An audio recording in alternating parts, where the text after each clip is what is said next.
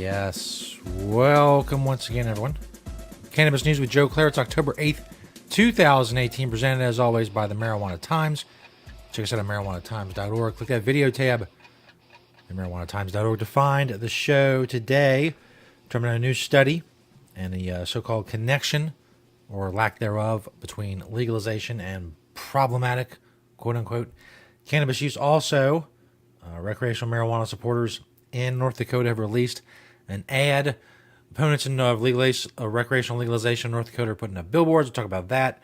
And Canada, their legalization, enacted, becoming the law of the land, whatever you want to call it. October 17th, the date is fast approaching.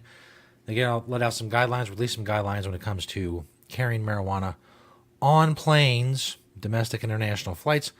Talk about all that coming up. But first, of course, Cannabis News is brought to you by Natureside, nature-side.com, and their organic, all-natural pesticides. If you're a cannabis cultivator in a state where it's legal, you want to grow safe and poison-free, you don't want to use harmful chemicals, and of course, you want to make sure you're regulatory compliant, don't use banned pesticides.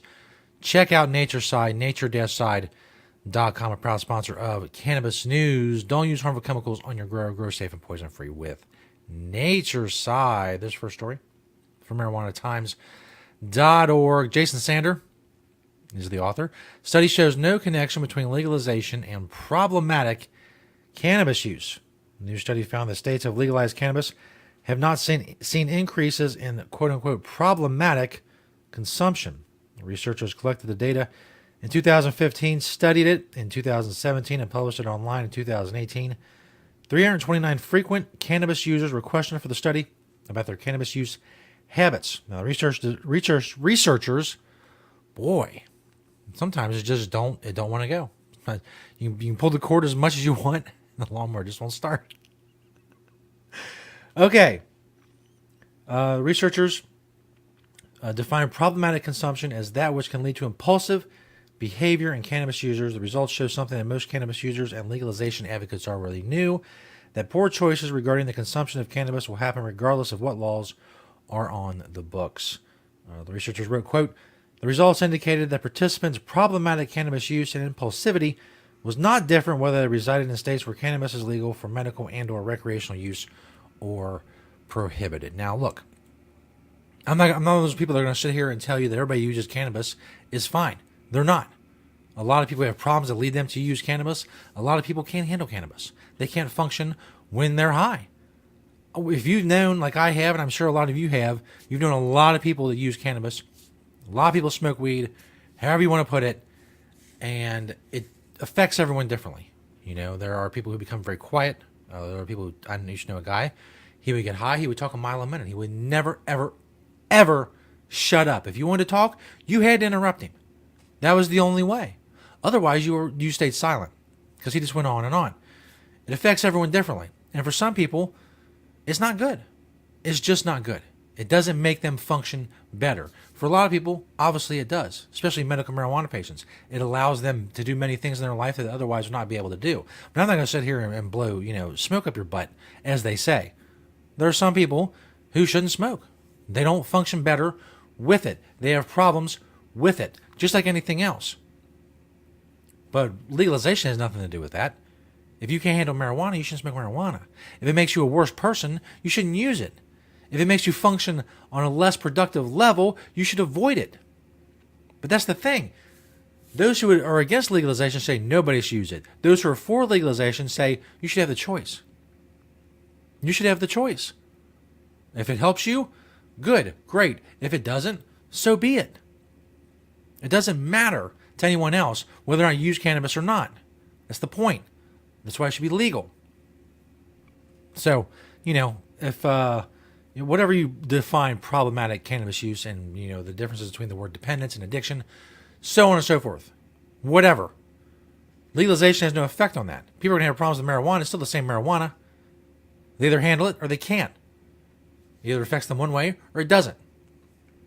So, and again, as I've always said, studies, they are what they are. There's somebody else can come up with a study and say, well, no, that's not true. This study says this. That's great. The point is legalization allows people the choice. Study it all you want. I don't care. It should be up to an individual adult whether or not they think it is worthwhile for them to consume cannabis for recreational or medical purposes or whatever. This next story from GrandForksHerald.com. Recreational marijuana supporters, foes, released first ads in North Dakota. Legalized North Dakota released its first advertisement of its campaign to legalize recreational marijuana in the state. And another group opposing the measure started a billboard campaign this week with the election season heating up. Yes, November 6th, a lot of marijuana votes are going to be on ballots in several states. And the opponents of legalization in North Dakota, they put up a billboard. The group is called Healthy and Productive North Dakota against Measure 3. They have a little thing. I should have got the screenshot up, but I didn't because, I'm just not that worried about what the opponents of legalization think. But trust me, they put up a billboard in North Dakota. It says pot edibles, no potency limits. Wrong for North Dakota. Vote no on 3. Pot edibles. And they put little gummy bears because, the supposed aim of these little gummy bears is to get kids to eat marijuana gummy bears, apparently. Even though that's never been anyone's goal ever. No potency limits. No. What? What would be the point? There's no limits on alcohol. Are there? Are there limits on alcohol? I don't know. I think I can go to the store right now and buy a bottle of 180 proof Everclear. That's 90% alcohol. I can do it right now. I can do it right now. I can stop this show, record a part 2 when I come back, go to the liquor store, buy a big old bottle of Everclear. I can buy 10 bottles of Everclear. No one cares. I could get alcohol poisoning tonight drinking my 10 bottles of Everclear, but no one cares. But, no potency limits in North Dakota. Gummy bears. Well, crap. We got problems. Here is ND Legalizes commercial in favor of Measure 3 in North Dakota. Personal freedom and criminal justice reform are at the heart of Measure 3. On November 6th, let's exercise our rights and vote yes to legalize recreational marijuana. And please chip in $10 to help us get the message out. It's time to legalize North Dakota.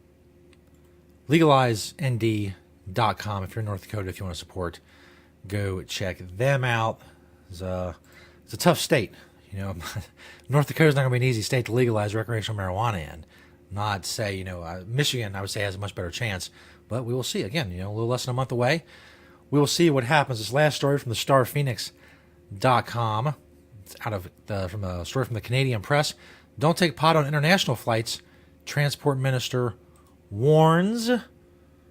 Canada's, I'm so used to calling it Canada. Canada's Transport Minister says travelers aboard domestic flights will be allowed to carry a small quantity of cannabis with them after October 17th. As I mentioned, October 17th is the day that legalization becomes actual law in Canada. Mark Garneau warns against packing it into luggage that's destined outside the country. And the country's airport screening authority says it has yet to finalize procedures for dealing with passengers taking pot through security lines. Garneau says as long as they're on domestic flights, Canadians can bring up to 30 grams of marijuana with them once possession for personal use becomes legal. But the minister warns that international passengers should not carry cannabis. Transport Canada says that taking cannabis or products that contain pot across the U.S. border remains illegal. Obviously, marijuana remains illegal under federal law in the United States. So if you're in Canada and you're taking a domestic flight, you can have up to 30 grams, apparently, but don't leave the country with it. They also say later in the story, don't come into the country with it. You're not allowed to import or export cannabis in or out of Canada. So if you're the example they use, if you're in Amsterdam and you're coming back to Canada with marijuana, that's not going to be allowed. If you want marijuana in Canada, you got to buy Canadian. Got to buy that Mountie weed. I don't know. This is a phrase I just made up. Mountie weed. Someone's going to steal that. 2 weeks from now, I'll see a strain called Mountie weed. I'll say, and trademark it. Although I don't think you can trademark things like that. Anyway, that's going to do it for this episode of Cannabis News. Thanks everybody for checking out the show, liking, sharing, commenting. Search the Marijuana Times on YouTube and Vimeo to find the video. Search it on Apple Podcasts for the audio-only version of the show. It's the beginning of another week here at Cannabis News. A lot of stuff going on. The elections are coming up.